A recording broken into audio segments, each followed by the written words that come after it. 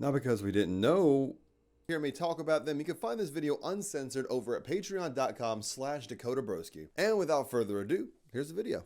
I think a lot of people who started digesting a lot of anime, say around the same time I did, which is around 2010 and 2014, which was around the time of the streaming age, got a lot of their anime from Netflix. Not because we chose Netflix over Crunchyroll or Funimation, we just didn't know what anime streaming was, so because Netflix was already readily available to us, we just went ahead and typed anime in there. This gave us amazing introductions to a bunch of anime that helped define our tastes in anime, opening us up to the world of otaku culture and interesting topics, and of course, anime titties. No, this ain't the 2000s no more. We've already ruined our dads' and parents' laptops trying to search for hentai on Google. We were done watching our anime titties on a 480p screen when it comes to YouTube. On part 1, Spanish subs. We were gonna get our etchy, sketchy bullshit in our living room. So when Netflix added a bunch of anime to Netflix, we decided to go, oh cool, let's take a look right here, right? Oh, what, Girls Bravo? This is, okay, it's anime, I'll watch it, she's cute. What is she doing with the banana? Why is she naked in a bathtub? That's not how you eat a banana. What is this funny feeling I have? As I turn the volume down to 1 and watch it on repeat.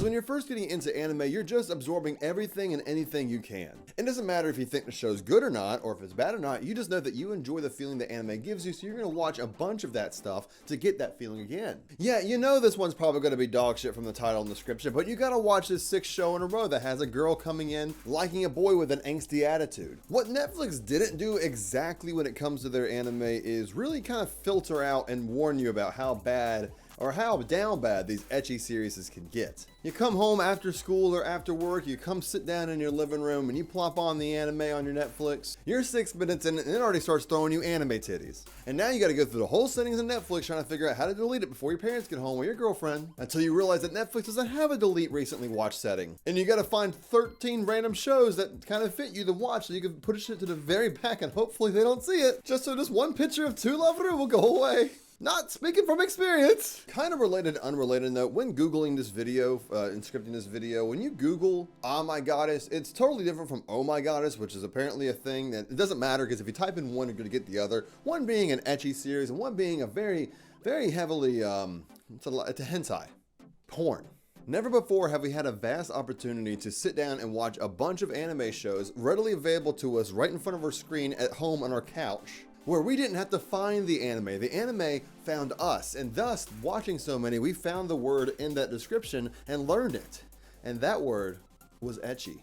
You had so many shows that was just wildly uncensored. And other shows where you looked at the title and you saw the picture and you were like, I know exactly what I'm getting myself into. You had shows like High School of the Dead, where the West media was just eating up a bunch of zombie shows, Walking Dead, Dead Rising, Call of Duty, but now we have anime girls with zombies and shootings and crazy etchy physics that doesn't make any sense that we've never seen before, like, let's say, gun boob recoil.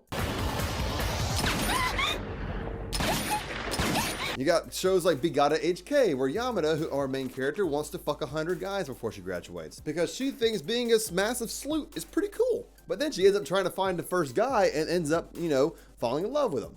Which is a pretty wild concept in anime. It doesn't have much fan service, but the last episode you got anime titties, so that was a crazy investment. Rosario Vampire, a series about a human boy going to an all-monster school, mostly full of girls, where every girl wants his dick, and it's not uncensored, but it really pushes that border of etchy series. Freezing, where I can't remember the plot of Freezing. I know there's a blonde girl with glasses and she has anime boobies and it's cold. Demon King Daimao, where, you know, a boy goes to school where he wants to be the best and he ends up being destined to be the Demon King, and it made no sense at the end of it, but you know, he had a harem of girls that were every color that had fan service and uncensored stuff.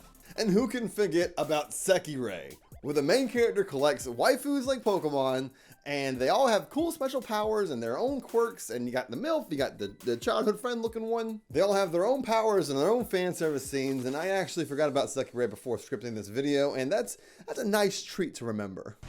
My, how you've grown.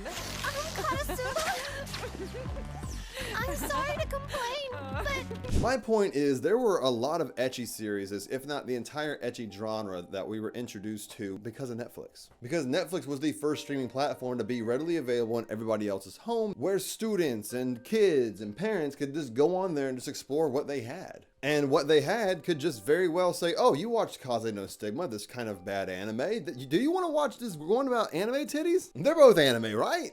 I could sound like an analytical snob and call these series unconventional in their storytelling and direction, but let's be honest, it was anime titties. That was all we watched it for. We didn't care about the story. Sekirei kind of sucked, but we were okay with that. I heard the manga actually makes you cry, and I'm kind of sad. We didn't think Yamada's first time was interesting or great. We just heard about the last episode having titties. We had no idea what the fuck was going on in Demon King Daimao. We just enjoyed the fact that there was fan service every single episode, and every girl got introduced. We just came across so many ecchi series that we just couldn't put it down, and even the fact that if we didn't like it, it just happened so much. You could say this all defined my taste in anime and how it came down to, well, me being an unforgiving degenerate weeb, and where my tastes and expectations lie today, or lack thereof. But I always now have an open mind when it comes to fan service, and it doesn't really bother me. Newer series are more readily available to be uncensored and have ecchi scenes. Like, for example, Inukai-san's Dog is one of the most off-the-wall ecchi series right now that has like the most uncensored scenes I've seen, and they're just a quick Google away, if not already on a streaming platform. Say like High Dive.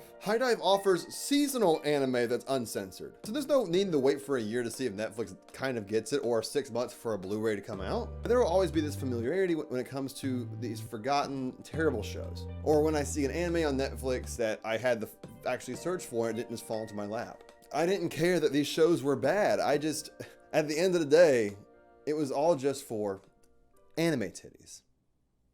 Hey guys, Dakota Broskie, come sit with me. I just wanted to say thank you guys so much for watching the video, and if you did watch it uncensored on Patreon, if you're here on Patreon, then thank you so much. But again, if you wanted to watch the series just share. If you did want to watch the series uncensored, you could do so by going to patreon.com/DakotaBroskie, where for only $1, you get all these uncensored shows, and you get access to my Patreon where we talk about manga. Discord.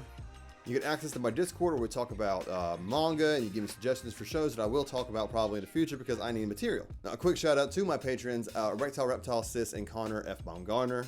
I appreciate all you guys for doing what you do, and thank you for watching the video. I hope you enjoyed this deep dive back into Netflix. Again, like and subscribe to the video if you do enjoy, and if you want to support the channel. With that being said, follow me on TikTok, Instagram, everything under the sun. My name is Dakota Broskie, and I hope you have a great day.